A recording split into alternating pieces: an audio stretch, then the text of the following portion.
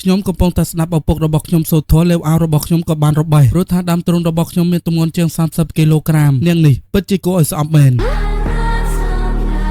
ឪពុករបស់ខ្ញុំបញ្ឈប់ការសូត្រធម៌នៅថ្ងៃនេះដោយសារតែខ្ញុំព្រោះថាដោយសារតែមានកូនស្រីដូចជានាងសម្រាប់គេគឺជាភាពអាម៉ាស់មួយបំផុតរួចហើយនឹងក៏បានចង្អុលមកតឪពុកហើយក៏បានគំរាមតទៅហាមមិនឲ្យខ្ញុំចូលទៅក្នុងវិហារសូម្បីតែមួយចង្ហៀនព្រោះថានៅពេលណាដែលខ្ញុំនៅក្នុងខួរក្បាលរបស់ស្វាមីនាងគិតតែរឿងមិនល្អហើយអ្វីដែលអាក្រក់ជាងនេះទៀតគឺមនុស្សស្រីដែលនៅទីនោះគ្រប់គ្រងគំនិតរបស់នាងតែអ្វីដែលផ្លាច់ចិត្តជាងនេះទៀតគឺគាត់បានឈរនៅលើជំហរដើម្បីខ្ញុំដោយភាពក្លាហានភាពរឹងទទឹងបានធ្វើឲ្យនាងពិតជាខឹងគាត់ខ្លាំងណាស់តែមីកែនគឺជាបុគ្គលសំខាន់នៅទីក្រុងនេះនាងគឺជាអ្នកមានឥទ្ធិពលនៅទីក្រុងទាំងមូលនេះខ្ញុំបានសម្រេចចិត្តថានឹងមិនបង្កសង្គ្រាមតើទៅសូត្រមន្តតែម្នាក់ឯងក៏មិនមានបញ្ហាហើយដើមទ្រូងខ្ញុំបែបនេះក៏មិនមែនអ្វីដែលខ្ញុំត្រូវការដែរតែវាបានខ្លាយទៅជាមួយចំណែកនៃរាងកាយរបស់ខ្ញុំទៅហើយខ្ញុំបានត្រឹមតែទទួលស្គាល់វាតែទោះបីជាខ្ញុំទៅណាក៏ដោយតែតែមានមនុស្សស្រីគ្រប់គ្នាស្អប់ខ្ញុំនាងគួរតែប្រកាសការធ្វើដំណើររបស់នាងបែបនេះខ្ញុំនឹងបានចាក់សោស្វាមីនៅក្នុងផ្ទះនៅពេលដែលនាងធ្វើដំណើរខ្ញុំមិនធ្លាប់បានតបស្នងជាមួយនឹងបុរសម្នាក់ណាឡើយតែខ្ញុំក៏មិនយល់តើហេតុអ្វីមនុស្សដែលត្រូវគេស្អប់ខ្ពើមបែរជាខ្ញុំទៅវិញសូមមេត្តាកុំមករំខានការងាររបស់ខ្ញុំនាងពិតជាហ៊ានខ្លាំងណាស់ហ៊ានប្រកែកជាមួយខ្ញុំនេះគឺជាលើកទី2ក្នុងថ្ងៃតែមួយដែលមីកានបានខឹងខ្ញុំតែវាក៏មិនបានបញ្ឈប់ត្រឹមនេះថែមទាំងបានប្តឹងថាខ្ញុំតែងខ្លួនមិនសមរម្យហើយខ្ញុំក៏ត្រូវបានបណ្តេញចេញភ្លាមតែនៅពេលនោះដែរមានបុរសផ្លាច់មុខម្នាក់បានឃើញហេតុការណ៍នៅក្នុងហាងទាំងអស់ហើយបុរសផ្លាច់មុខម្នាក់នោះបានហៅឲ្យខ្ញុំឈប់រួចហើយក៏បានស្នើឲ្យខ្ញុំធ្វើការតែតម្លៃដែលត្រូវចាយគឺជាការប្រើរាងកាយរបស់ខ្ញុំ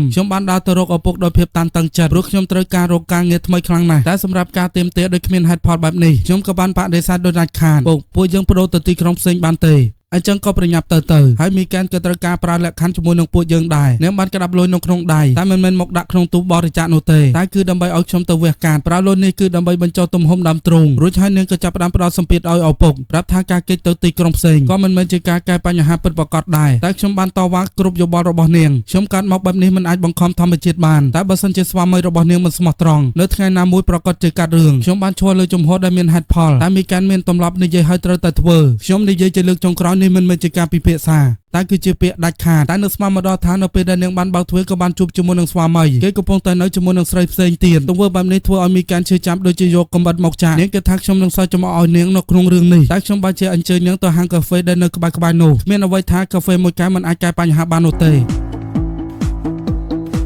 ដោយការលួងលោមរបស់ខ្ញុំនាងក៏បានធូរស្រាលយ៉ាងឆាប់រហ័សដល់ថ្នាក់នាងបានសុំទោសរឿងដែលនាងបានធ្វើនៅមុននេះឲ្យខ្ញុំសុំទោសដោយខ្ញុំបានយកខុសចំពោះនាងតាមការពិតទៅគឺជាកំហុសស្វាមីគំរោករបស់ខ្ញុំពាក្យសុំទោសរបស់នាងកក់ក្ដៅដូចជាពន្លឺថ្ងៃក្រោយមកពួកយើងក៏ខ្លាចទៅជាមិត្តជិតស្និទ្ធនិយាយគ្នាបានគ្រប់រឿងមនុស្សស្រីគ្រប់រូបគួរតែសាមគ្គីគ្នាមិនគួរវាយប្រហារទៅលើគ្នាឯងមកដល់ចំណុចនេះវីដេអូរបស់យើងក៏ត្រូវបានបញ្ចប់ដូចគ្នាដែរសូមអរគុណសូមជម្រាបលាជួបគ្នានៅវីដេអូក្រោយ